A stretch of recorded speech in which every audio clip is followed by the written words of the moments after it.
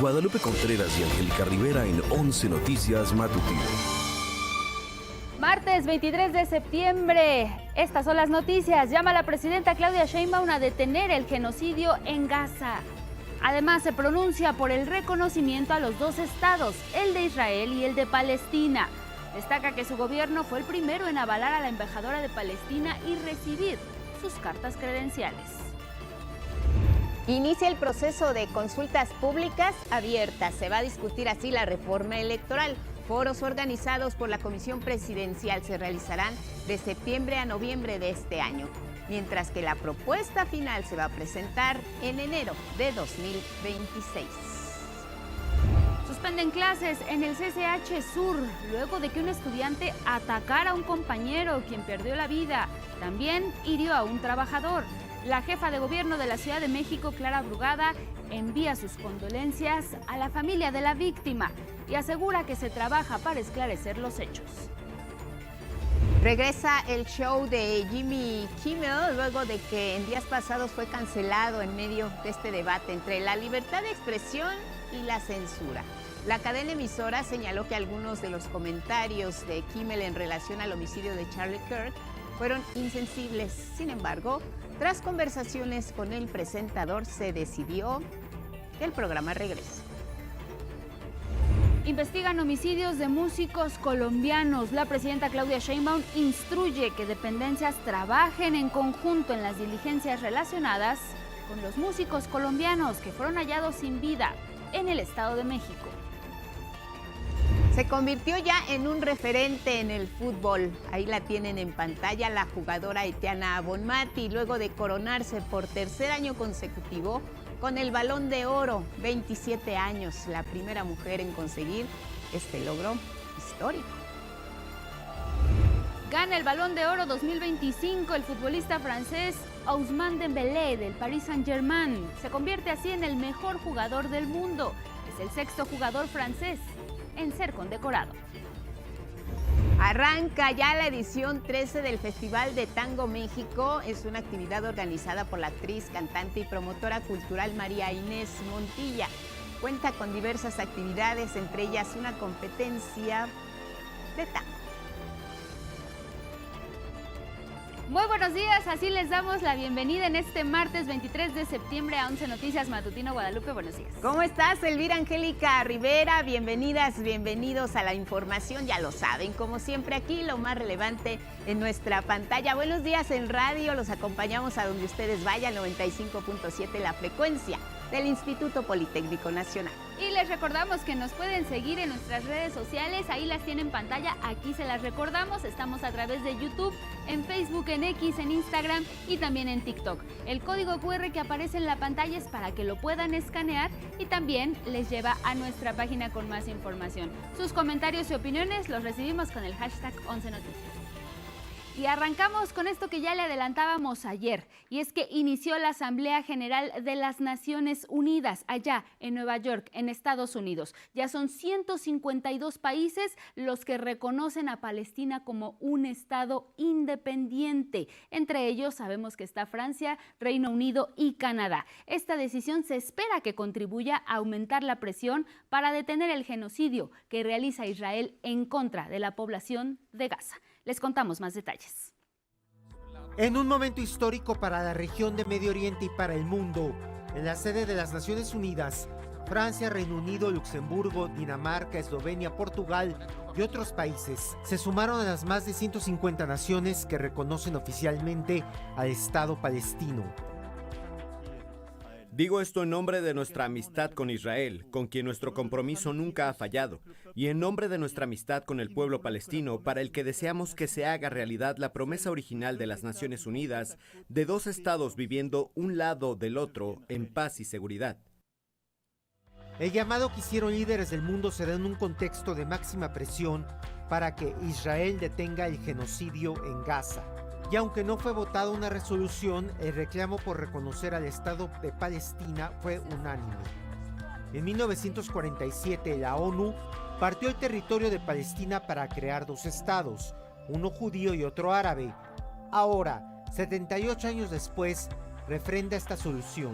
Y seamos claros, la condición de Estado para los palestinos es un derecho, no una recompensa.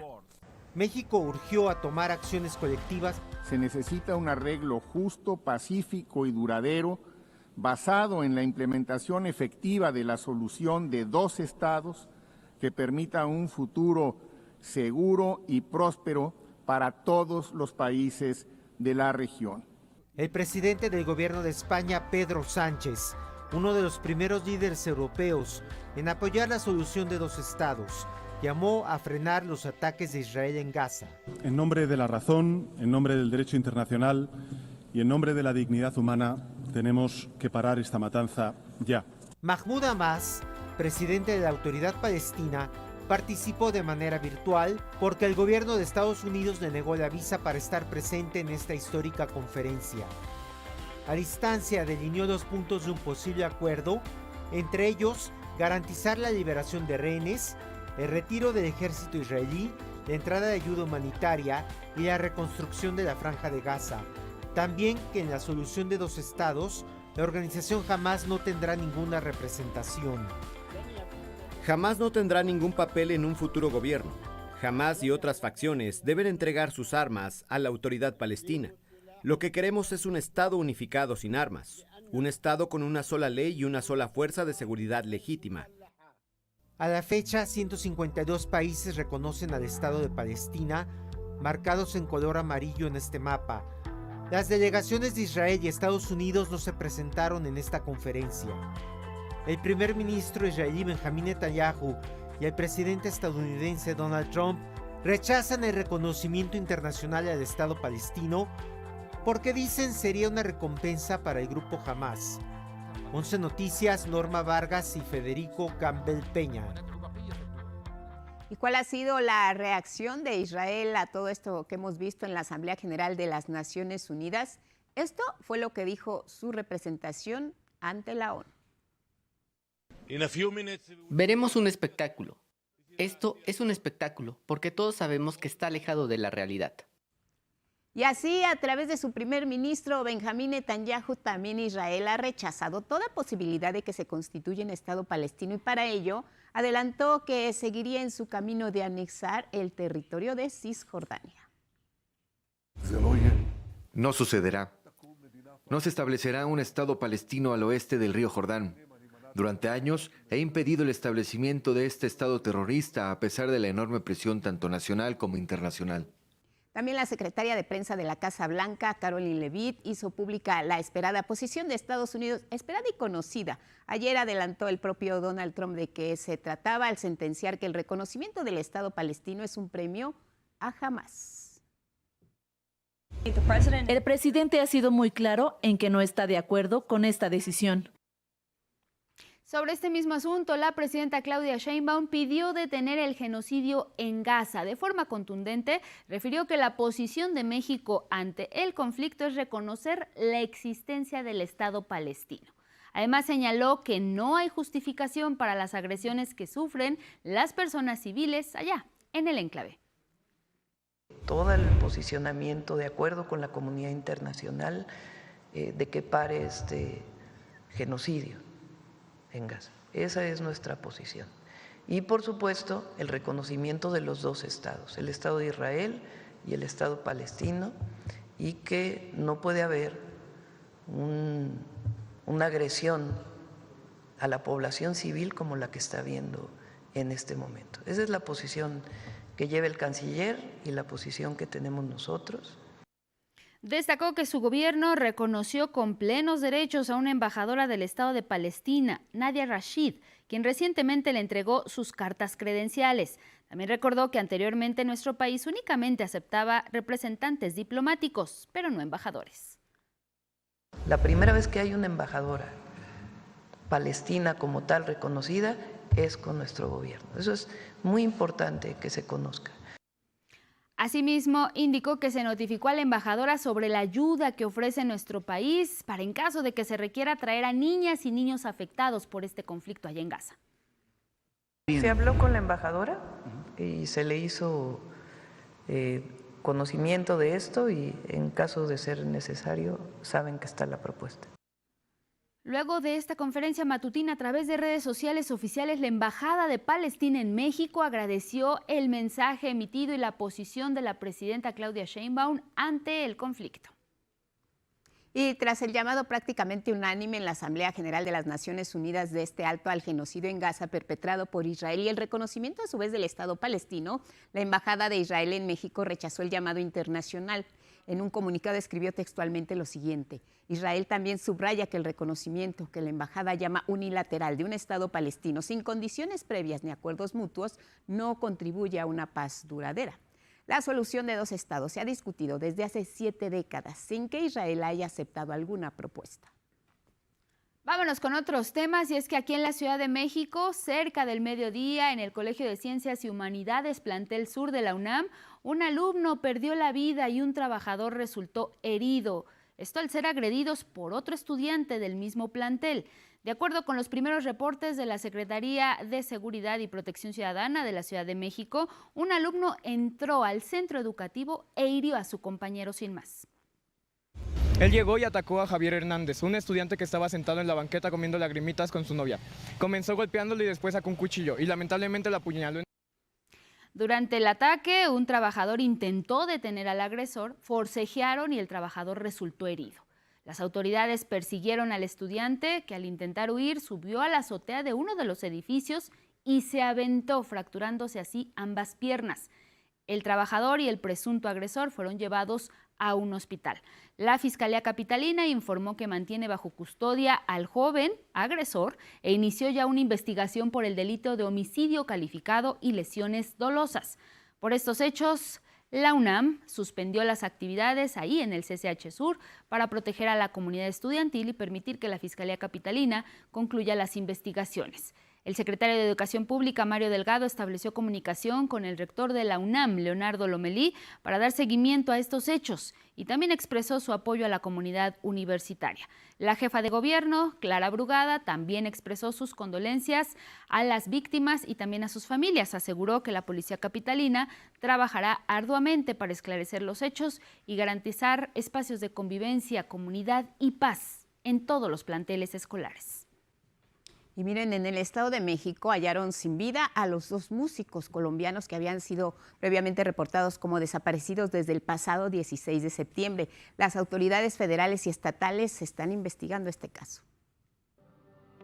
Los músicos colombianos Byron Sánchez Salazar y Jorge Luis Herrera Lemos, más conocidos como Viking La Voz y DJ Regio Clown, respectivamente, fueron localizados sin vida este lunes en el municipio de Cocotitlán, Estado de México. Viking, de 31 años, había viajado a nuestro país para ofrecer una serie de conciertos. Papi, excelente, rompiendo en México, en el DF. ¿Qué tal tu experiencia? ¿Mucho calor o qué? Háblame claro. Pero a fuego, papi. Mientras que Luis Herrera había anunciado que tenía una presentación en un centro nocturno de insurgentes. Feliz con estas preciosuras, sin censura. Se llega con un contenido hot, candente. Y aquí están parte de los artistas que nos acompañarán. Ambos fueron vistos por última vez en Polanco el pasado 16 de septiembre. Ese día aún tuvieron contacto con sus familiares en Colombia, a quienes les informaron que acudirían a un gimnasio. Servicios periciales del Estado de México encontraron coincidencias en los perfiles de los jóvenes músicos de rap y los 2 cuerpos hallados este lunes en el municipio de Cocotitlán. Posteriormente, los familiares de Byron Sánchez lo reconocieron durante una diligencia realizada en la Subprocuraduría Regional de Tlalnepantla, en San Pedro Barrientos. En medios trascendió que los cuerpos habrían sido hallados junto con un mensaje. El presidente de Colombia, Gustavo Petro, a través de su cuenta de redes, había solicitado la ayuda de la presidenta Claudia Sheinbaum para la localización con vida de Byron Sánchez y su coequipero Jorge Herrera. Tras confirmarse la localización de los cuerpos, comentó: asesinaron nuestra juventud en los Estados Unidos mexicanos. Más jóvenes asesinados por una política antidrogas que no es una política antinarcotraficantes, agregó.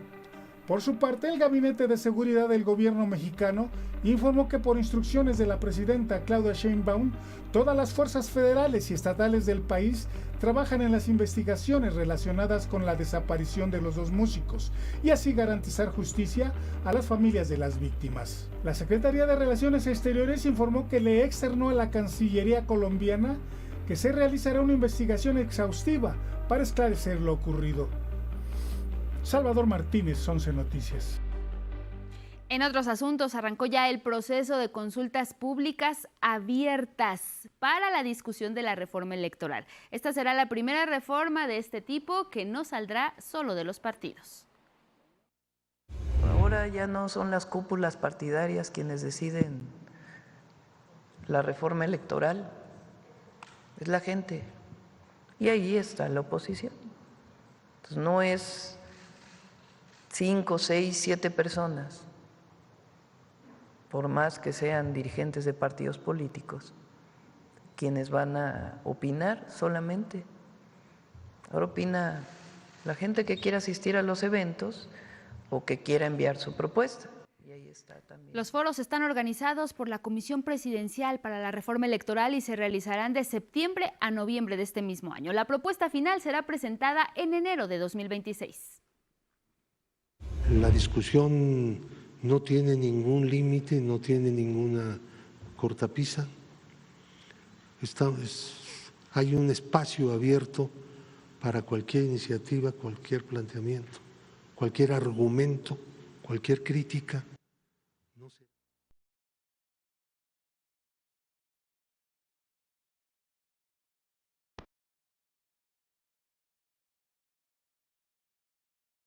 Bueno, ahí está. Estamos muy emocionadas de que Ismael Marcelo nos trae buenas noticias, sobre todo Ismael, porque el pronóstico del tiempo apuntaba a un fenómeno fuerte y parece ser que nos dio tregua. Te damos la bienvenida. Buenos días, Ismael.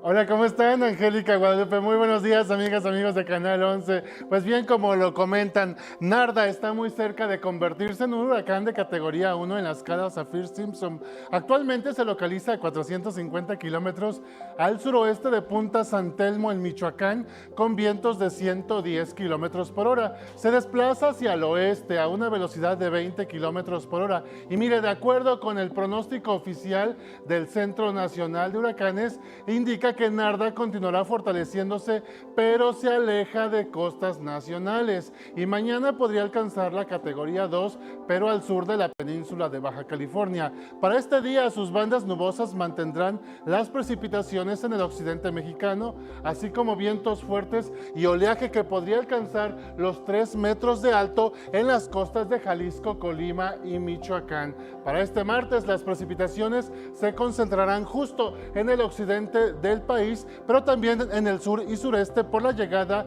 de la onda tropical número 34 al sureste del territorio nacional, inestabilidad atmosférica y varios canales de baja presión. De hecho, se prevén acumulados superiores a 75 milímetros en regiones de Puebla, Guerrero, Oaxaca, Veracruz, Tabasco y Chiapas. Y ojo, al norte del país ya se aproxima un nuevo frente frío que al interactuar con el monzón ocasionará lluvias y chubascos acompañados de descargas eléctricas y no se descarta la posible caída de granizo en Sonora y Chihuahua. Finalmente, Angie, Lupita, para la Ciudad de México se anticipan algunas lluvias y chubascos con descargas eléctricas esta tarde, pero solamente en el sur de la capital. A partir de mañana y hasta el fin de semana, las precipitaciones se intensificarán y se generalizarán. El día más lluvioso de esta semana se prevé para el próximo jueves.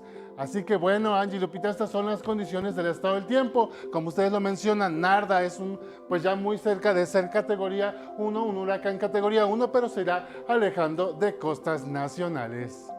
Sin duda, buenas noticias, sobre todo para las personas que viven en esta parte. Sin embargo, como siempre, estos fenómenos, Ismael Marcelo, no tienen palabra, no hay que confiarse, porque la temporada de huracanes todavía continúa hasta noviembre. Eso es correcto. Los ciclones tropicales, bueno, pues la temporada de ciclones termina el 30 de noviembre, tanto en la cuenca del Pacífico como del Océano Atlántico. En el Atlántico tenemos un huracán categoría 4 en la escala Saffir-Simpson. Afortunadamente está en el Atlántico Norte, muy lejos de costas nacionales y no representa peligro para la República Mexicana. Ahorita pues lo que tenemos de vigilancia solamente es a este ciclón tropical Narda, que como les comentaba, se aleja de costas nacionales, dejará algunas precipitaciones en el occidente de la República Mexicana. Y la buena noticia es que no esperamos lluvias tan fuertes. ¿Por qué? Porque recordemos que últimamente en el occidente se han registrado inundaciones severas, el suelo ya está muy saturado y es susceptible ya a encharcamientos e inundaciones. Así que este ciclón, como bien lo comentabas, Lupita, nos está dando tregua a todos los habitantes, especialmente del occidente del territorio nacional. Pues ahí está, Ismael Marcelo, también lo importante del seguimiento que ustedes hacen muy de cerca de todos estos fenómenos desde el Servicio Meteorológico Nacional, y por eso pues hoy estás aquí con este reporte. Muchísimas gracias, te vemos más tarde. Así es, nos vemos en un momento. Gracias Ismael Marcelo. Y pues bueno, ahora vámonos con algunos avisos oportunos. Tome precauciones, y es que mire, el servicio en toda la línea 2 del Metrobús presenta un retraso. Esto es la línea que va de Tacubaya a Tepalcates. En el metro, algunas personas usuarias están reportando avance lento en la línea 2, que corre de Cuatro Caminos a Tasqueña. También en la línea 8 de Garibaldi a Constitución de 1917, y la línea B de Buenavista a Ciudad Azteca. Toma en cuenta un percance vehicular, tránsito complicado en Avenida Río Churubusco, vía principal aquí en la Ciudad de México, también en Viaducto Río de la Piedad, de circuito interior hacia Avenida Andrés Molina Enríquez, ya está complicado el tráfico. Ignacio Zaragoza, como todos los días, siempre cargado. Recuerde que este martes 23 de septiembre de 2025 hay vehículos que tienen que descansar, sobre todo aquellos con engomado rosa. Terminación de placas 7 y 8, hologramas 1 y 2. La restricción inició a las 5 de la mañana, termina a las 10 de la noche. Ojo también para quienes utilizan el tren suburbano, sabemos que hay conexión con el AIFA que está retrasando un poco la movilidad de los trenes, así que los avisos a tiempo. Nos vamos a la pausa. Nos vamos a una pausa, regresamos con el tema de la Asamblea General de las Naciones Unidas. Volvemos.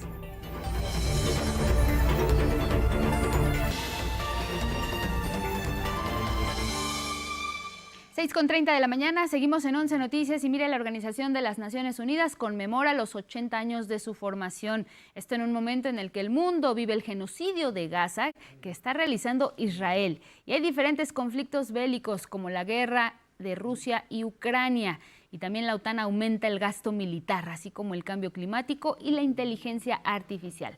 En un discurso que se centró en los conflictos actuales y riesgos futuros, el secretario general de la ONU, Antonio Guterres, afirmó que los principios sobre los que se fundó la ONU están siendo más atacados que nunca antes, por lo cual llamó a las naciones a consolidar las instituciones multilaterales para evitar una tercera guerra mundial.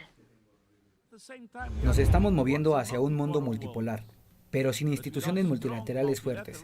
La multipolaridad tiene sus riesgos, como Europa aprendió en la Primera Guerra Mundial. Para hacer frente a estos desafíos, no solo debemos defender a las Naciones Unidas, sino que debemos fortalecerlas. Este martes comienza ya el debate general en el que representantes de 193 Estados miembros de la ONU participan para hablar de los temas globales. Este encuentro global va a concluir el próximo 29 de septiembre. El tema de este año es Mejor Juntos, 80 años y más para la paz, el desarrollo y los derechos humanos. En reuniones paralelas, el Consejo de Seguridad de la ONU abordará los temas de la invasión a la Franja de Gaza y la guerra de Rusia en Ucrania.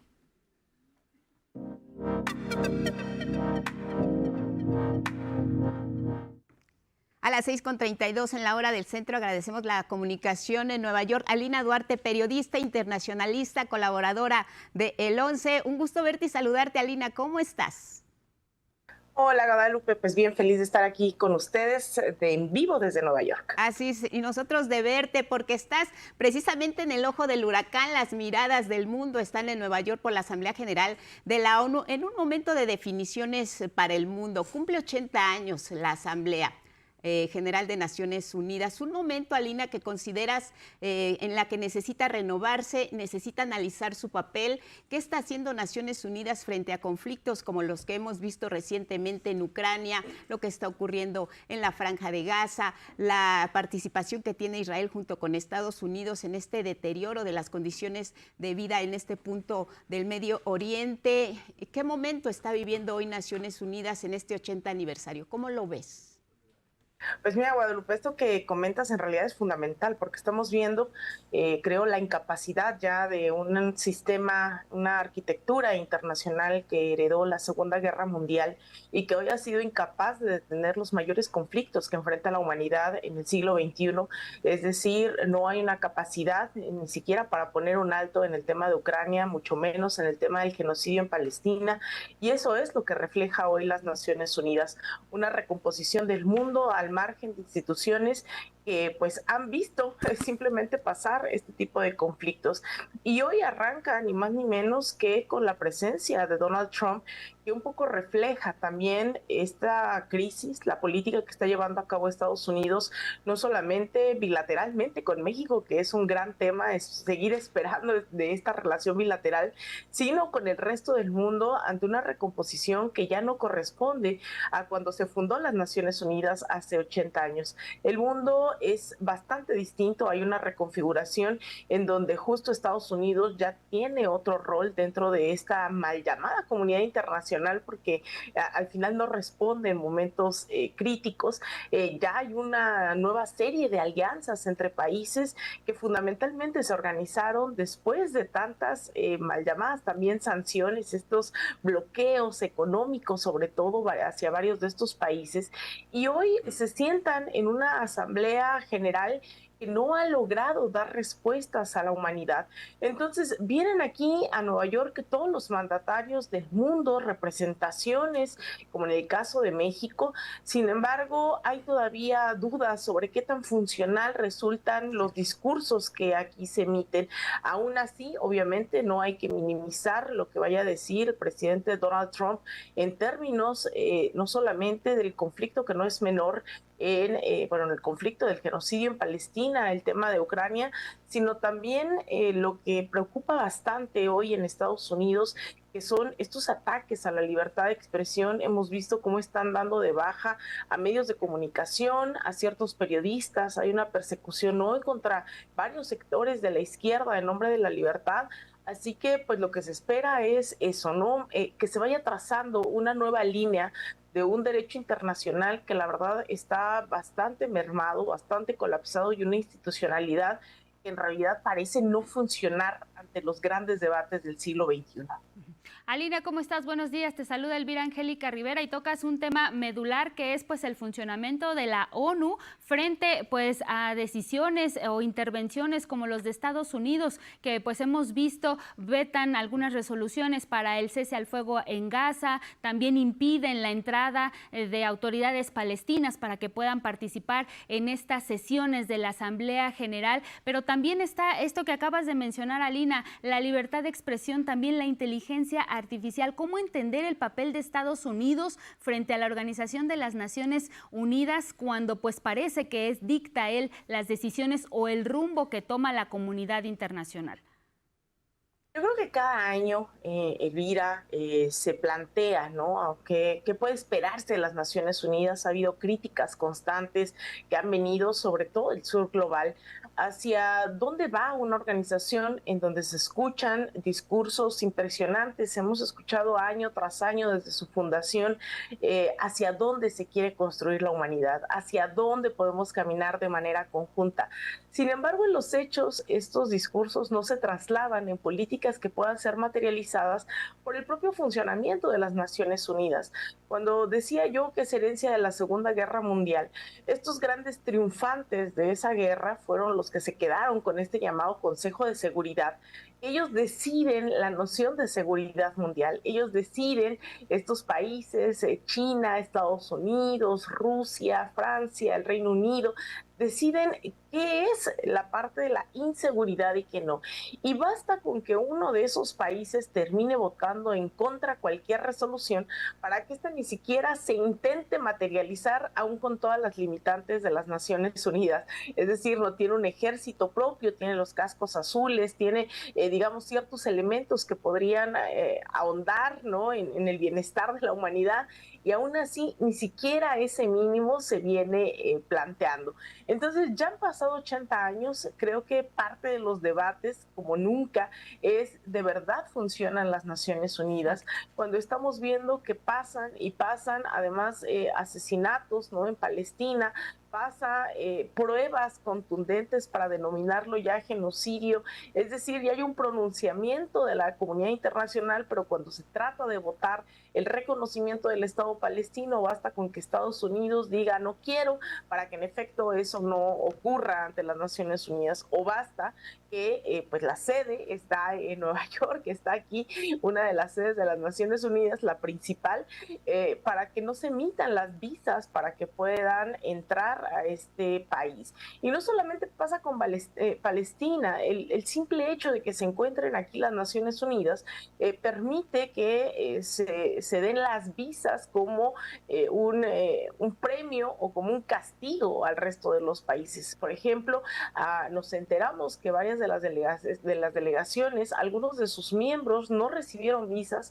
Por ejemplo, en la delegación de Brasil, recordemos que la tensión entre ambos países escaló una vez que el presidente Donald Trump decidió unilateralmente imponer aranceles de más del 50%, y esto evidentemente afecta no solamente a las relaciones, sino afecta también al pueblo estadounidense con el incremento de precios, la inflación que se está viviendo en este país, de verdad es tremenda. Entonces, ese cuestionamiento de verdad Estados Unidos puede simplemente negar las visas para un encuentro que se dice aquel que va a venir a orientar los pasos siguientes para la humanidad, no lo creo. Entonces, ahí hay un debate ya de fondo que es estructural, que es ¿para qué sirven las Naciones Unidas? Claro. Estados Unidos de verdad todavía puede imponer pues a gusto las visas, los decretos, las sanciones, como si fuese el policía del mundo, que de por sí no era, pero que la decadencia le está llevando a tener este tipo de decisiones. Recordemos, Estados Unidos solía tener la hegemonía económica a través del dólar. Hoy es un país profundamente endeudado, desindustrializado, ya no goza de esa hegemonía del dólar que gozaba en la década simplemente de los 70s, todavía mediados de los 80s. Ahora hay otra recomposición del mundo. Entonces, creo que llegamos bastante desgastados como humanidad a esta Asamblea de las Naciones Unidas. Aún así, pues será importante escuchar lo que dicen los mandatarios y también pues plantear a lo mejor alguna ruta de recomposición de este multilateralismo que hoy se mira no solamente emergente, sino urgente ante la descomposición también de instituciones internacionales. Diría Salina entonces que tiene todavía oxígeno Naciones Unidas, si este es un intento importante, quizá el último, para recomponer sus funciones, sobre todo cuando, bien dices, hoy hablará después de Lula el presidente Trump. Mira, Guadalupe, esto es importante porque para que haya una nueva, para ver nacer nuevas instituciones, tendríamos que ser bastante optimistas en que hay un consenso en que se tienen que reformar las instituciones. Sin embargo, hemos visto cómo todavía cuesta bastante trabajo impulsar organismos internacionales, y yo no sé si todavía podríamos pensar en una nueva, ¿no?, en una nueva constitución. Muchas veces se ha hablado, y esto no es un debate incluso nuevo, en qué tipo de reformas requeriría las Naciones Unidas. Yo creo que llega ya con ese tanque de oxígeno a esta asamblea, este momento de crisis, insisto, de la humanidad misma, una crisis civilizatoria. Sin embargo, hemos visto cómo hay esfuerzos paralelos al margen de las Naciones Unidas. Claro. solamente estamos hablando de una organización económica, no estamos de un lugar donde se pueda debatir, sino donde se pueden votar los grandes temas de la humanidad. Entonces, yo cerraría diciendo que yo tendría la esperanza de que se contemple que un nuevo mundo está naciendo, que el viejo no termina de morir y que esperemos que haya un debate profundo sobre esta recomposición global. Lo veremos en las próximas horas. Alina, fuerte abrazo. Estaremos en comunicación contigo, que estás directamente ahí donde se está realizando esta noticia. Abrazo fuerte a Alina Duarte, periodista e internacionalista, colaboradora aquí en el 11. Gracias y buenos días. Y seguimos con más. Así es, vámonos con más. La información de...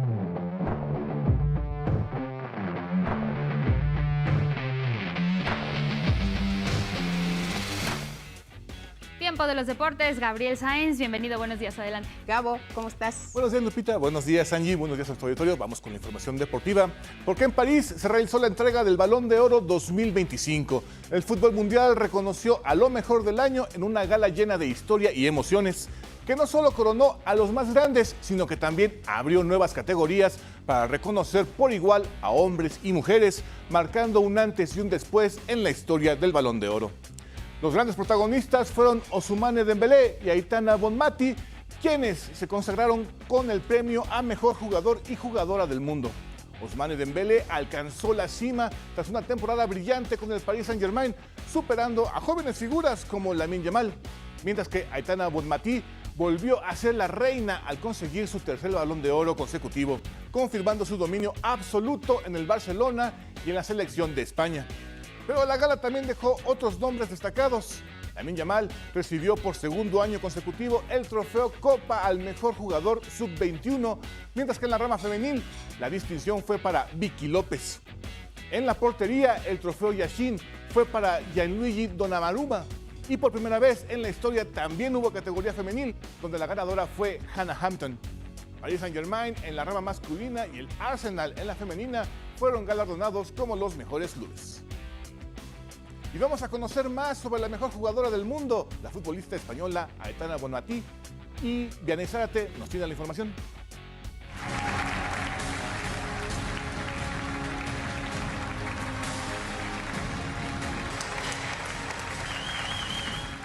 La historia del fútbol femenil vuelve a brillar con fuerza. Aitana Bonmati se coronó con el Balón de Oro 2025 y lo hace por tercer año consecutivo, convirtiéndose a sus 27 años en la primera mujer en alcanzar este logro histórico y consolidándose como la gran referente del fútbol mundial. El Balón de Oro es un escaparate mundial en el que sí que evidentemente te cambia la vida. Para nosotras las mujeres más nos ayuda a llegar a más casas, a ser más reconocidas y a mí evidentemente cada vez que vengo aquí y afortunadamente he tenido la suerte de poder ganar. Desde muy joven se formó en la cantera del Barcelona, club al que ha entregado toda su carrera y con el que ha construido un palmarés impresionante. Múltiples títulos de Liga Española, Copas de la Reina y Supercopas, además de 3 UEFA Women's Champions League conquistadas en 2021, 2023 y 2024. Con la selección española, Aitana levantó la Copa del Mundo del 2023 y la Nations League 2023-2024, marcando una era de gloria para el fútbol ibérico. Pero más allá de los números y los títulos, lo que distingue a Aitana es su impacto. Este tercer Balón de Oro seguido no es solo un premio individual, es un símbolo de crecimiento y la fuerza del fútbol femenil. Cada reconocimiento abre camino, da visibilidad y envía un mensaje claro. El talento y la pasión no tienen género.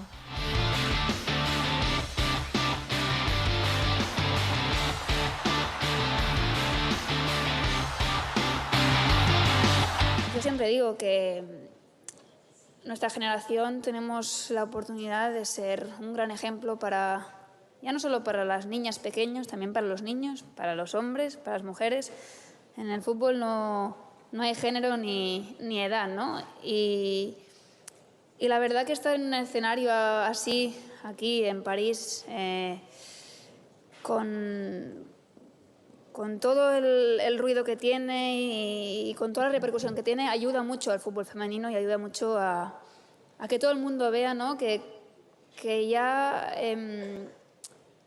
vamos para una igualdad, ¿no? Hoy, Aitana Bonmatí no solo juega para el Barcelona o para España, juega para millones de niñas, niños y jóvenes, demostrando que el presente y el futuro del fútbol femenil son imparables. 11 Noticias, Diana Izárate. Y vámonos a más deportes. La Liga Mexicana de Softball tiene fechas para su temporada 2026. Arranca el jueves 22 de enero y la fase regular culmina el domingo 8 de marzo. Las semifinales se disputarán entre el 10 y el 15 de marzo, mientras que la gran final, la Serie de la Reina, ha sido programada del 17 al 22 de marzo. Las actuales campeonas son las Diablos Rojos Femenil, que conquistaron el título en la edición 2025. En el fútbol se acerca la recta final de la fase regular de la Apertura 2025 de la Liga MX Femenil y anoche finalizó la jornada 12. Toluca y América nos regalaron un gran duelo al empatar 3-3. León goleó 5-0 a Santos y Pachuca derrotó 2-0 a Rayadas. Tras finalizar la jornada 12 y con estos resultados, es que se encuentran en zona de liguilla, son los siguientes: Tigres como líder, Pachuca, América, Toluca, Guadalajara, León, Rayadas y Juárez. Mientras que en la Liga MX varonil habrá jornada doble. Hoy arranca la jornada 10. El telón lo abrirá Puebla recibiendo a Pachuca, Guadalajara ante Necaxa, Pumas visita a Juárez y León frente a Mazatlán. Y en la NFL, anoche con el Monday Night Football finalizó la semana 3, donde los Leones de Detroit se impusieron 38-30 ante los Cuervos de Baltimore, gracias a una ofensiva sólida que marcó diferencias en los momentos clave. Con este resultado, los Leones mejoran su récord a 2 victorias y 1 derrota, mientras que Baltimore se queda con marca de 1 victoria y 2 derrotas. La información deportiva, Guadalupe, Angie, muy buen día. Oye, creo que nos podemos quedar con las palabras de Bonmatí en el sentido del ruido que hace el escenario en el que ella está hoy, representando a las mujeres dentro de un deporte como el fútbol, ¿no? Así es, porque en el Balón de Oro antiguamente solamente era para hombres y ahorita con este gran despunte que tiene el fútbol femenil, ella hace eco, ella hace gran ruido y bueno, ahí tenemos los resultados, ¿no? Las mujeres están dando gran resultado, grandes juegos y bueno, le están dando ya grandes reconocimientos. Es un hecho histórico, Gabo, que se otorga este Balón de Oro, sin embargo, va tarde. Se tardaron un poco, hay grandes talentos, ahora reconocen a Aitana, que sin duda pues una gran jugadora, pero hay muchísimos referentes ya en el fútbol femenil actualmente. Sí, así es, porque tenemos el ejemplo de Mia Hamm, por ejemplo, la jugadora de Estados Unidos, que bueno, fue una gran jugadora, sin embargo no recibió los grandes reconocimientos, ¿no? Como ahora que se están dando. Y con Aitana, bueno, tenemos ese referente. Esperemos que pronto también alguna mexicana ande por ahí. Ojalá, porque ella ya lleva 3. Muy merecidos, pero igual queremos ver más mujeres. Gracias, Gabo. Te vemos mañana a ti también. Lupita, gracias, Ani. Gracias, Gabo. Nos vamos con otra información que tiene que ver con la explosión de la pipa allá en el Puente de la Concordia, en la alcaldía Iztapalapa. Y es que Ali Yael González Aranda, estudiante de la vocacional número 7 del Instituto Politécnico Nacional, y Adolfo Franco Madrigal fallecieron por quemaduras del 85 y el 90% en sus cuerpos, esto tras la explosión. Nuestras condolencias a sus familias, y es que de acuerdo con la última actualización de la Secretaría de Salud de la Ciudad de México, suman 29 personas que lamentablemente han fallecido, 16 más permanecen hospitalizadas y 39 han sido dadas de alta. La gobernadora Delfina Gómez presentó su segundo informe de labores, un mensaje en el que destacó los operativos Enjambre, Liberación y Restitución respectivamente. Por ello, separamos 109 elementos por incumplir los requisitos de permanencia. Se removieron 16 por transgredir el régimen disciplinario y 9 más fueron suspendidos. Como parte de la justicia social, destacó el programa Mujeres con Bienestar, a través del cual se ha reducido, dijo, la pobreza y también la brecha salarial en el Estado de México.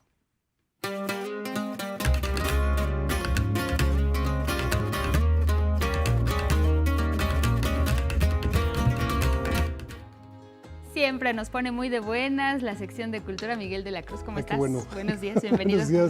Buenos días, Angélica, buenos días a todos. La exposición Lilia Carrillo, todo es su gerente, llega a Bellas Artes con una mirada amplia al trabajo de esta mujer sobresaliente que abrazó causas sociales. La historia la tiene Sara Icamacho.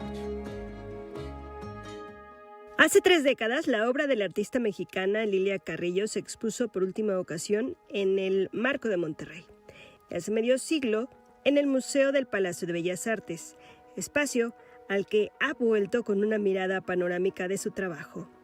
Nos invita a nosotros, a los espectadores, a discernir esas imágenes, ¿no? A participar de la obra con nuestra imaginación y lograr de encontrar nosotros como un sentido, una interpretación. Una mujer que no se quedó en los lienzos, sino que llevó su exploración creativa a otras áreas, incluidas las de los movimientos sociales. También fue una diseñadora de vestuario y una escenógrafa y una ilustradora, y fue muralista, y también fue activista social, y estuvo en el 68 con varias iniciativas del lado de los estudiantes y en favor de los derechos civiles. Bajo el título de Lilia Carrillo, Todo es sugerente, la nueva revisión al legado del artista originaria de la Ciudad de México en las salas de exhibición del Palacio de Mármol. No es una abstracción hermética o cerrada, es una abstracción que invita al público a que lo vea y descubra pequeños detalles, elementos y complete la obra un poco. Con imágenes de Miguel Escobar, 11 Noticias, Saray Campeche. Bueno, este martes comienza la edición 13 del Festival de Tango México, actividad organizada por la actriz, cantante y promotora cultural María Inés Montilla. Entre otras actividades hay competencia de tango y el miércoles se develará un mural en el mercado argentino ubicado en la colonia del mismo nombre. El día jueves estamos en La Nana, lo que fue el Salón de Baile México. Ahí vamos a estar con danza teatro. Yo voy a estar dando clase para niños de tango y el Teatro de la Ciudad y el Salón Los Ángeles el sábado. Todas las actividades se pueden consultar en redes sociales del Festival de Tango México. Este 2025, la Asociación de Críticos y Periodistas Teatrales, la ACPT, cumple 30 años como un gremio que busca tender puentes entre el teatro y el público. Tenemos un proyecto muy robustecido con muchos críticos y periodistas de alcance nacional que tienen medios escritos y digitales. Los ACPT, así se les conoce, son los encargados de la ceremonia de entrega de los premios de la crítica especializada que cada año reconoce lo mejor de las artes escénicas en distintas categorías. Estamos con una responsabilidad muy fuerte, que es ser los únicos que en la actualidad reconocen al teatro. Quisiéramos expandirnos un poco más, tener más presencia nacional. Estos premios se celebrarán el próximo 8 de octubre en el Teatro Julio Castillo. Vámonos al libro del día, es Peces en la Luna y otros cuentos para compartir, de Sofía Romo, editado por la Secretaría de Cultura de Querétaro. Este libro en voz de su autora. Este libro es ganador de una convocatoria hecha por Letra Capital. El cuento principal, que es el de Peces en la Luna, se trata de un pescador solitario que nació en la luna, entonces es como este cuento muy surrealista. Tiene como otros personajes pues sus peces, que son quienes lo acompañan, y como figura aquí metafórica el sol. En otros cuentos tenemos a un pequeño hongo perdido en la ciudad que no encuentra ahora sí que a dónde pertenece. Y por último tenemos una gárgola que vive tranquila y feliz en su casa sin ningún problema, a la que le encargan estar de niñera. Entonces son como personajes en situaciones extrañas donde no estarían normalmente ubicados, que pues se tienen que enfrentar a diferentes retos. Hoy sumamos 26 páginas leídas del libro Lo que yo vi, de Laura Esquivel, editado por Suma. El X de hoy es de la maestra Lupita Nieto y dice: tal vez por eso veo mucho mejor con los ojos cerrados. Gracias por esta aportación. Seguimos leyendo y se cumplen 1060 años de la partida del poeta árabe Al-Mutanabi. En su honor, el poema del día, Autoelogio, que en alguna parte dice: si ves que asoman los colmillos de león, no se te ocurra pensar que el león sonríe. Quien lo solicite lo comparto completo por X, @Miguel D, solo la de LA Cruz. Hasta aquí, Cultura. 1060 años, Miguel. 1060 Me dejaste años. con la boca abierta y desde entonces la poesía estaba presente y tú la recuperas. Fíjate que estuve tentado porque hoy también es un aniversario de un gran poeta de América, de Neruda. Pablo Neruda. Pero cuando veo la cantidad de años, Claro. ¿qué significado tiene traer palabras de hace 1060 años a esta actualidad la trascendencia de un poeta. Ahí está. Ni tele había. Además, pues nos lo estás recuperando y ahora podemos conocer Al-Mutanabbi. poesía milenaria. Exactamente. Oye, Miguel, rápidamente, el Festival del Tango, también esta relación que existe, al menos a los que vivimos en la Ciudad de México, pues no relacionaríamos la colonia argentina como tal con un festival y con Argentina, ¿no? Pues ahora tendrá un mural que refiere a lo argemex, que hay lazos muy fuertes y hoy empieza el festival, pero se sigue hasta el próximo sábado. Pues ahí está, y visitar el mural estaría muy bien ahí en el Sí, mercado. cómo no. Gracias, Gracias, Miguel. Te vemos mañana. Nos vamos a una pausa y volvemos.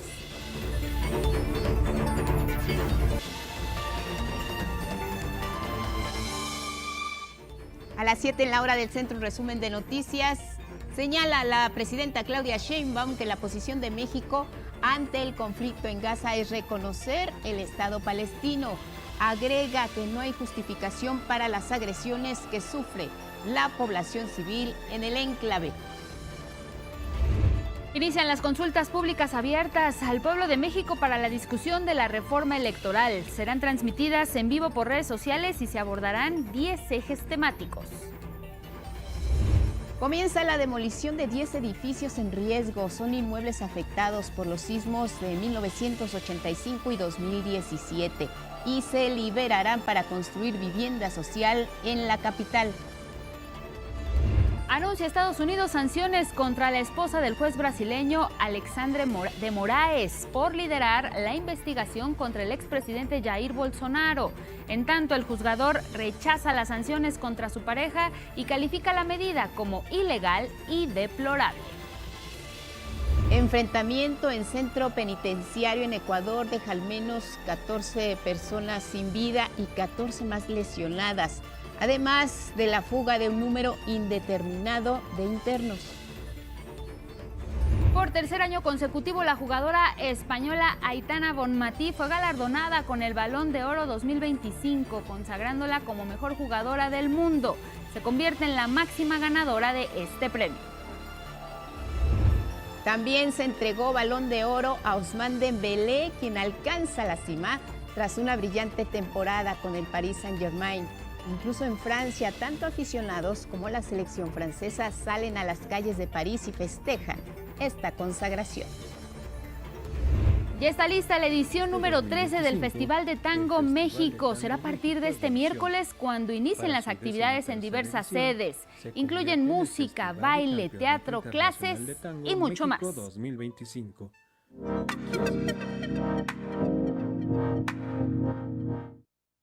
Y bueno, ahora nos da gusto enlazarnos y agradecemos precisamente esta comunicación con el constitucionalista Eduardo Andrade, también magistrado en retiro. ¿Cómo está? Buenos días. ¿Qué tal? Muy buenos días. Qué gusto saludarlas, Angélica, Guadalupe.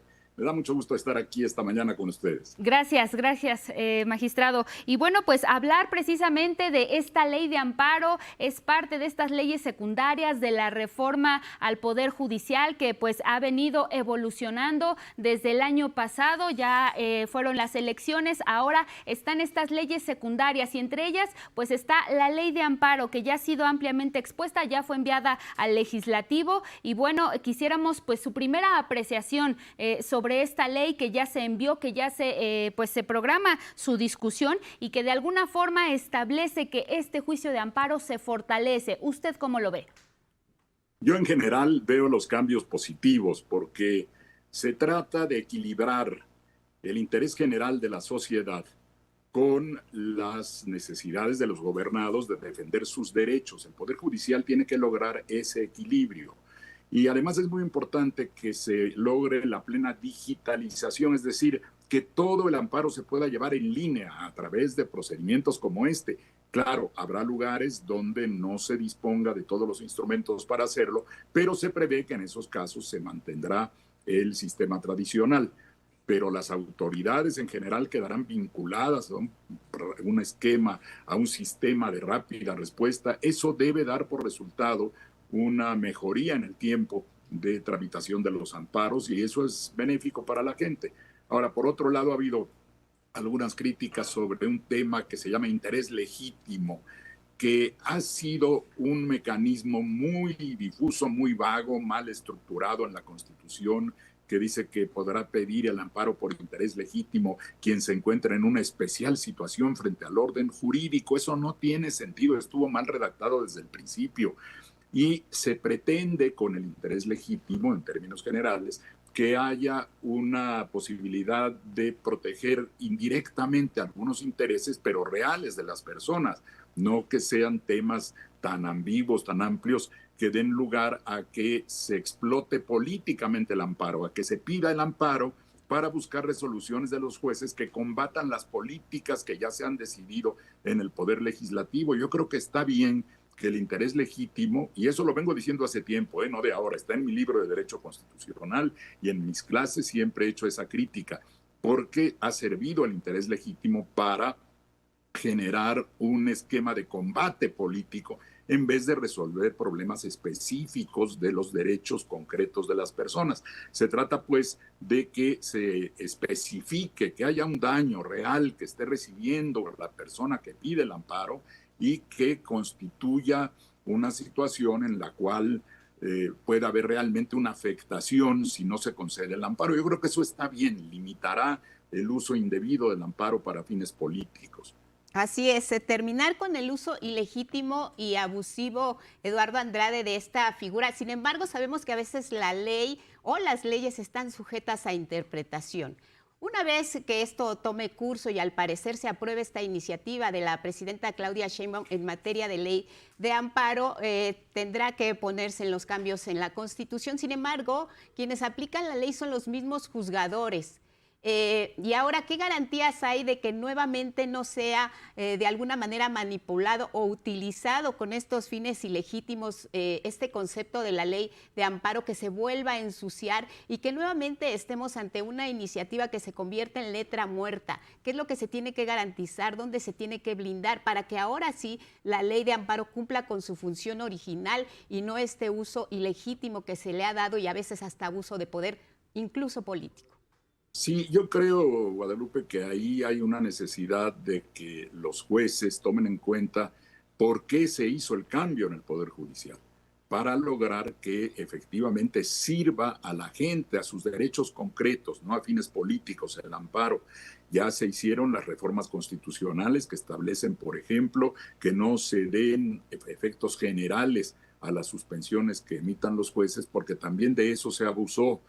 De modo que hay un esquema previsto en la reforma judicial que establece la necesidad de que los juzgadores tengan una capacitación constante. No quiere decir que no sepan derecho, sí saben derecho los que fueron electos, por supuesto, pero se requiere que se enfoque su manera de aplicar el derecho a este esquema que está basado en un equilibrio entre lo que debe aplicar la autoridad, porque no podemos establecer siempre como principio que la autoridad va a actuar de mala fe o que siempre tiene razón el ciudadano o la ciudadana. Sí. No, hay casos en que, por supuesto, la autoridad tiene razón y hay situaciones que están previstas en la propia ley de amparo para que, por ejemplo, no se concedan suspensiones que van contra el interés social. Ya hay una lista, esto no es nuevo, en el artículo 129 hay una lista que se puso desde antes, por ejemplo, que no se concedan suspensiones para que se permita, por ejemplo, la producción de narcóticos o el funcionamiento de un centro de vicio. Hay varias circunstancias ya establecidas en la ley. Lo que ahora se hace es aumentar algunas, por ejemplo, que no se use el amparo, la suspensión, concretamente, que no se dé la suspensión, por ejemplo, cuando se bloquea la cuenta de alguna persona porque hay presunción de que está cometiendo ilícitos y de que ese dinero sirve para financiar al crimen organizado, el terrorismo, quien sea. Entonces, la suspensión, si se concede, pues ya deja sin efecto la medida porque la gente saca su dinero de inmediato. Se trata de que sí pueda el amparo proteger a la persona si se le ha bloqueado la cuenta de manera indebida. Pero como hay una presunción basada en que la autoridad está actuando de buena fe y que si se concede la suspensión, pues la gente va a sacar su dinero. Ahora, ¿qué se prevé también? Que pueda la persona cuya cuenta fue bloqueada sacar lo necesario para su subsistencia, para sus gastos normales, para pagar sueldos si los tiene que pagar, para pagar una hipoteca. Eso está previsto en la ley. De modo que no hay un abuso. Yo veo que hay equilibrios que buscan efectivamente que se aplique correctamente la ley de amparo. Y lo que dice usted, Guadalupe, creo que es muy importante que los jueces, las juezas, los magistrados que están, tanto los que ya estaban como los que han entrado, se adentren a su vez, perdón por la repetición, se informen más ampliamente del contenido de la ley y del sentido social que tienen estos cambios. Creo que eso será muy importante para una debida aplicación. Una parte importante, doctor Eduardo Andrade, de este planteamiento de la ley de amparo, pues tiene que ver con los créditos fiscales, que ya nos referían, pues desde la Presidencia de la República, refieren cómo han ido en aumento estos amparos precisamente, pues a favor de quienes tienen créditos fiscales, y lo cual constituye un daño a la hacienda pública. ¿Usted considera que en este tema particular, este planteamiento frenaría esos abusos también el exceso de amparos frente a procedimientos que tienen que ver con créditos fiscales? ¿Sería suficiente lo que se está planteando? Sí, yo creo ya desde la propia Constitución, en el artículo 17, se estableció una temporalidad de 6 meses para que se resuelvan rápido esos asuntos, porque se afecta también al erario, y si se afecta al erario, no se afecta a la autoridad, se nos afecta a todos, porque el dinero que está entrando, que debe entrar a las arcas públicas, es para los servicios públicos, para lo que el Estado tiene que resolver y ofrecer, es en beneficio de la sociedad, no es un abuso de la autoridad el querer cobrar lo que debe cobrar. Y cuando se emplean los mecanismos jurídicos para bloquear esa actividad, pues se está actuando en contra del interés de la gente, en términos que afectan la prestación de servicios, etcétera. De modo que las reformas, por ejemplo, las que se hacen al Código Fiscal y a la Ley Orgánica del Tribunal Federal de Justicia Administrativa, tienden a que no se usen los recursos de tipo administrativo para ir ganando tiempo, y la revocación administrativa, y luego que todo eso se elimine, y en todo caso el amparo sigue sirviendo para proteger a quienes eventualmente se les hubiera fijado indebidamente un crédito fiscal. Pero si piden amparo también tienen que garantizar que si no lo ganan, ese dinero entrará a las arcas públicas. Creo que esas reformas que permitirán mayor eficiencia en la recaudación, que eso nos sirve a todos, y evitar que los instrumentos jurídicos sirvan para bloquear la acción de la autoridad, para impedir que se cobren los impuestos, para evadir una obligación. Así es que creo que el conjunto de medidas, desde la disposición constitucional hasta lo que tiene que ver con que las resoluciones en materia de créditos fiscales, además, el amparo se pida hasta que venga el momento del posible remate de un bien que se hubiera usado como garantía. Creo pues que en conjunto las reformas, si se observan con un sentido social, con un sentido de justicia real, no de usar los mecanismos del derecho para bloquear la aplicación del derecho, ¿no? Pues sí, ahí está, doctor Eduardo Andrade, constitucionalista y magistrado en retiro. Por lo pronto, pues estaremos pendientes de la discusión que se realice en el legislativo y sigamos manteniendo la comunicación para futuros análisis. Gracias y buenos días. Claro que sí, a sus órdenes, Angélica, fue un placer, gracias. Saludos al auditorio también. Gracias, por supuesto que sí, gracias y muy buenos días. Nos vamos con más.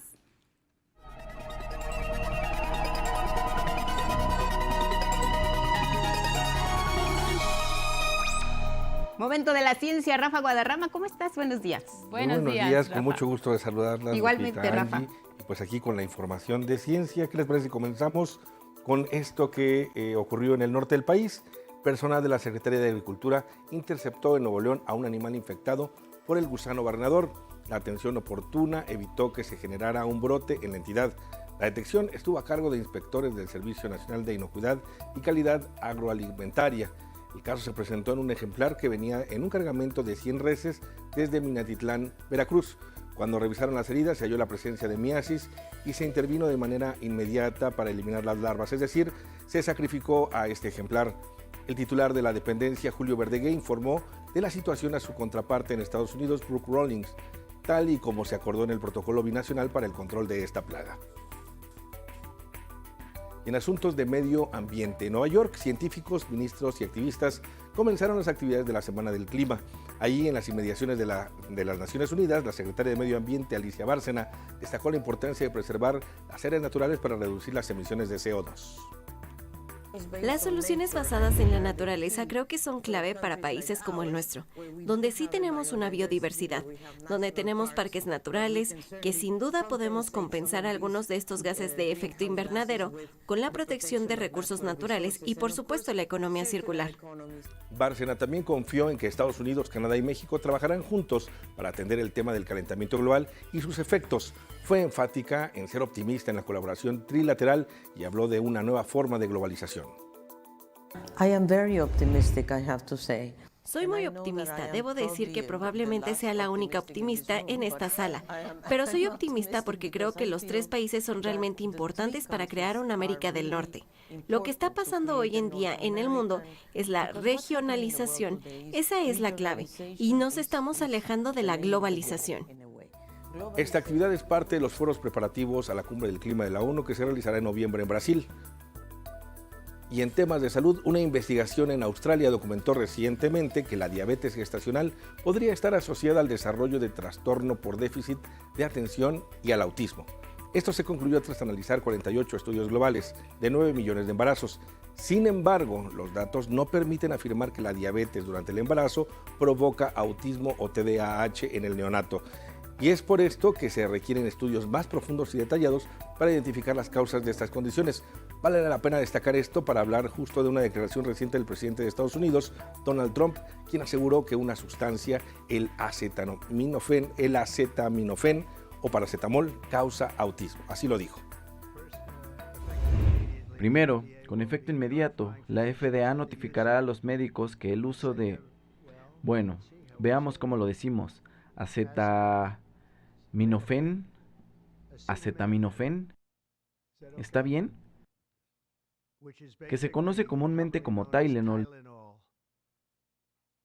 durante el embarazo, puede estar asociado con un riesgo muy alto de autismo. Por lo tanto, tomar Tylenol no es bueno. Esta afirmación, por supuesto, ha sido criticada por su falta de sustento científico. Por ejemplo, por la revista Nature, que advierte que no existen investigaciones que directamente identifiquen al paracetamol como causante de autismo. Esta sería más una postura ideológica o de tipo comercial. Y una abrumadora mayoría de personas posee un teléfono celular con acceso a Internet y en promedio lo mira por más de 5 horas al día. Hablamos de 91%, una cifra que contrasta mucho con el 30% que había hace 15 años.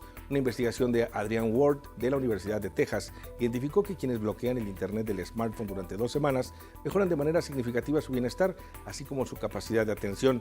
Con base en una muestra de 467 personas, 71% reportó sentir mejoras en la salud mental.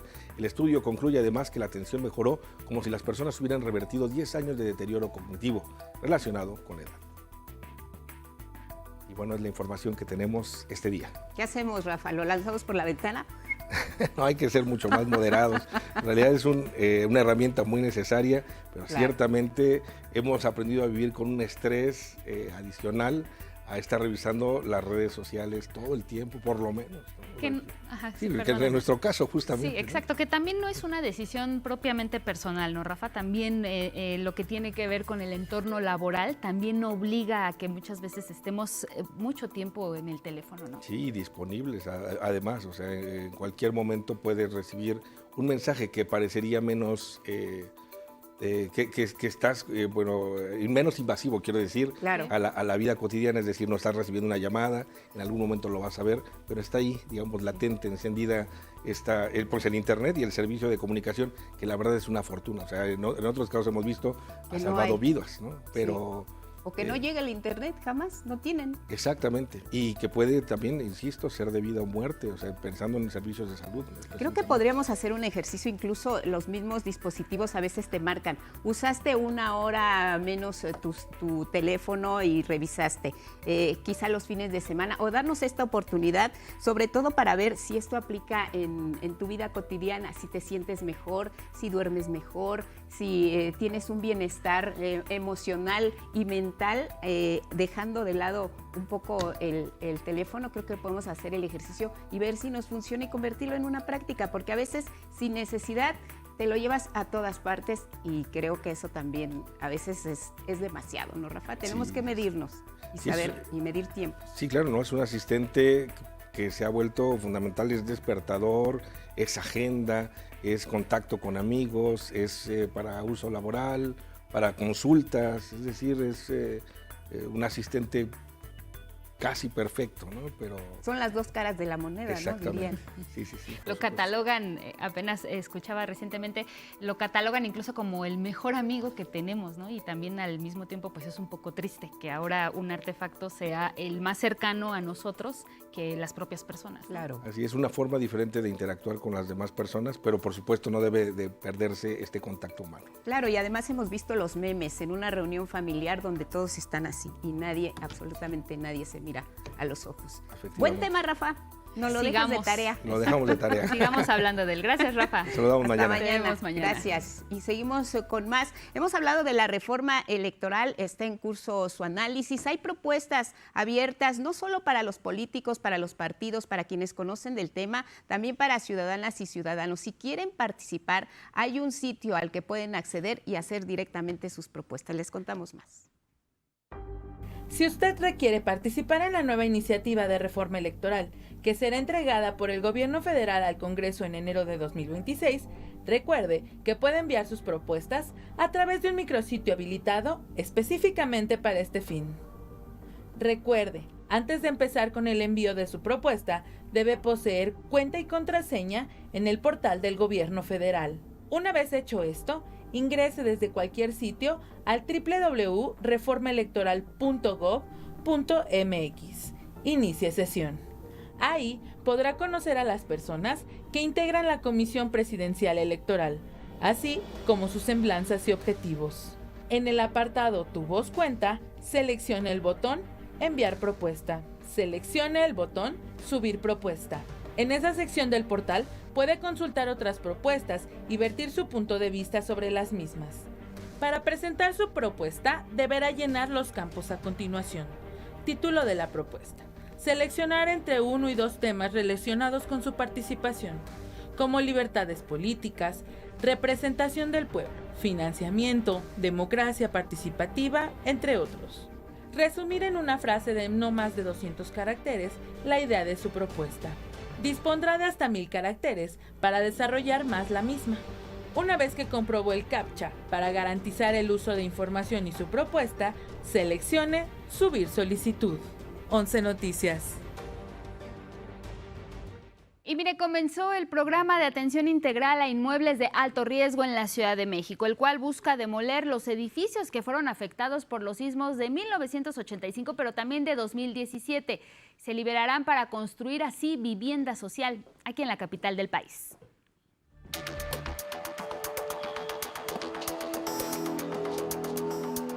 Así cayeron los muros de los edificios ubicados en Fray Servando Teresa de Mier, 172 y 174, los cuales resultaron gravemente dañados en el terremoto de 1985 y desde entonces permanecieron en el abandono total.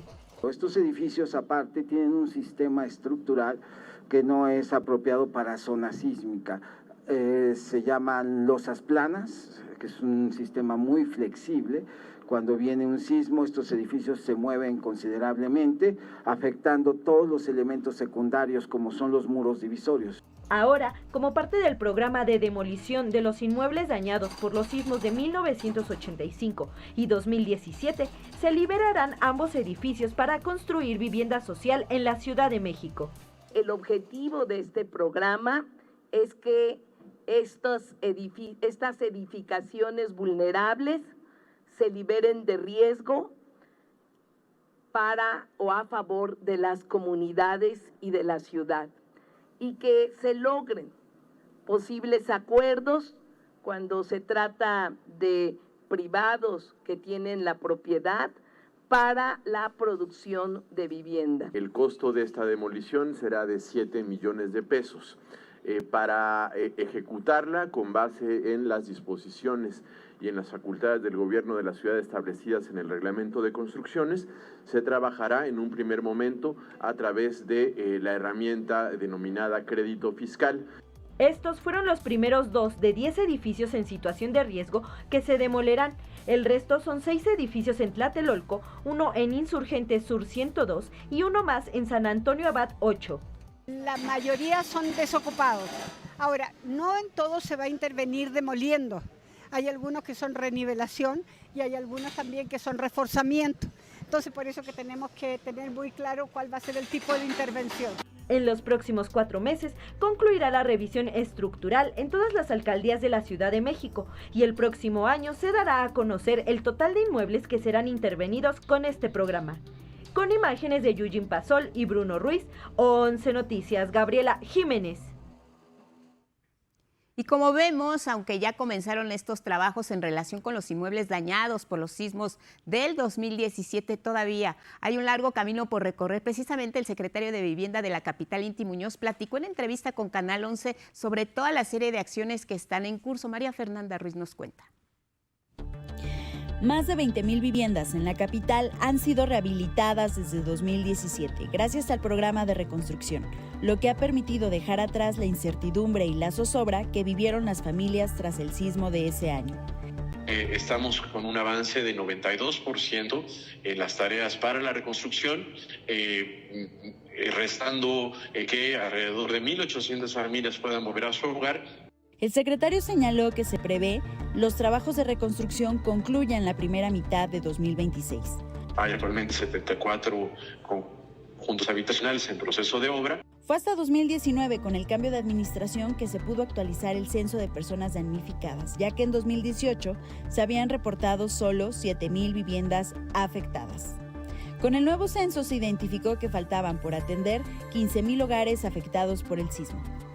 Fue lo que dio pie al inicio de una política para la reconstrucción que debió actualizarse, comenzando con una decisión muy importante, y es que las familias damnificadas dejaran de ser deudoras de la banca o no se les asumiera como tales para convertirse en beneficiarias de derechos con base en la ley que también fue actualizada al inicio de la pasada administración.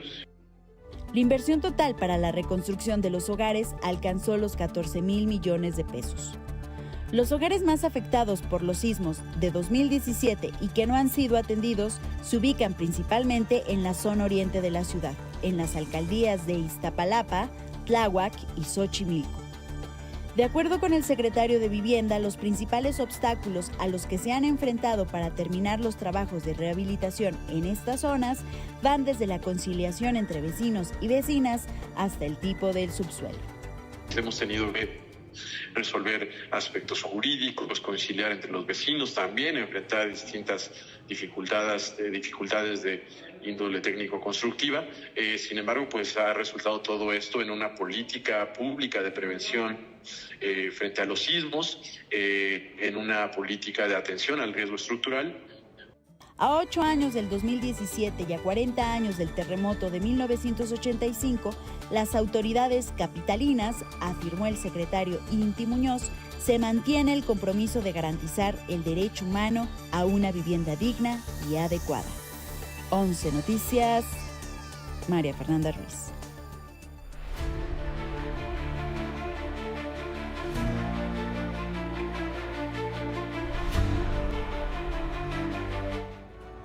Vamos con información internacional. Iniciamos en Asia y es que esa región enfrenta el impacto del super tifón Ragasa. Ya es el más fuerte del planeta en este 2025, con vientos que superan los 260 kilómetros por hora, que ya ha cobrado la vida de 3 personas lamentablemente en Filipinas y miles de personas más desplazadas. Además, más de 18,000 personas fueron evacuadas. y sumado a los decesos se reportan 9 personas heridas y 5 personas desaparecidas. En China se suspendieron las clases, se redujeron las actividades y se espera que toque tierra entre la tarde y la noche de mañana. En algunas provincias la gente se formó en los supermercados para hacer compras de pánico y abastecerse previo a la llegada de este supertifón. En Arizona, este fin de semana se realizó un homenaje póstumo a Charlie Kirk, quien, recordemos, fue asesinado durante un acto público en un campus universitario de Utah. Sin embargo, este momento tuvo tintes políticos, nos cuenta la historia Heriberto Martínez.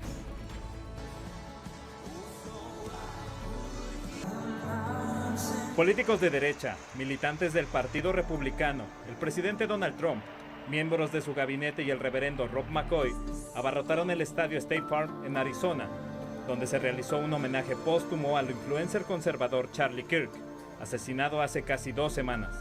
La ceremonia ha sido criticada por políticos demócratas y medios de comunicación porque se hizo como un funeral de Estado y acusan fue usado como un acto político. El principal orador fue el presidente Trump. Lamentó la muerte de Kirk mientras lanzó un mensaje a la oposición. Él era un misionero con un espíritu noble y un gran propósito. No odiaba a sus oponentes, quería lo mejor para ellos. Ahí es donde discrepé con Charlie. Odio a mi oponente y no quiero lo mejor para ellos. También los acusó como generadora de violencia, como parte de su discurso divisionista. La violencia proviene en gran medida de la izquierda. ¿No oyes? Eso no proviene de demasiadas personas, ¿verdad? Y prácticamente todos los días durante años antes de que lo asesinaran, Charlie recibía estas horribles amenazas de muerte. Un acto que fue el pretexto para que el empresario Elon Musk se acercara a Trump, luego de meses de distanciamiento político.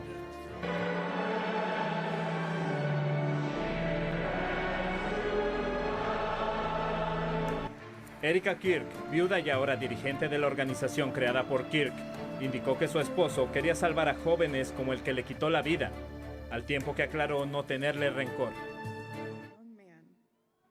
Ese joven en la cruz, nuestro Salvador, dijo: Padre, perdónalos porque no saben lo que hacen. Ese hombre, ese joven, lo perdonó. Muchos de los asistentes usaron gorras con el eslogan de Hacer América Grande otra vez, entre ellos los oradores, que buscaron con su discurso mover la política estadounidense hacia la derecha. 11 Noticias, Heriberto Martínez.